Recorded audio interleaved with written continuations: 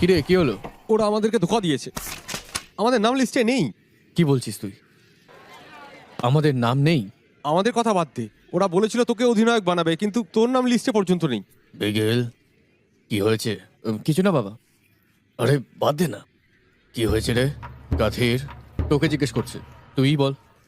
জাতীয় দলের তালিকা প্রকাশ হয়েছে, কিন্তু আমাদের নাম নেই। তোর নাম? এমনকি বিগেলেরও নাম নেই।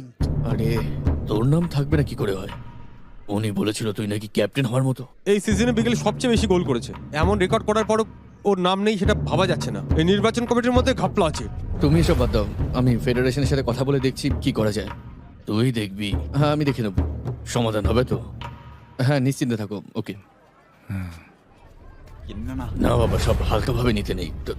তাড়াতাড়ি আমাদের সমাধান করা উচিত। গাড়ি বের কর। এই গাড়ি চালু কর, সবাই গাড়িতে ওঠ। এই দাঁড়া, আমি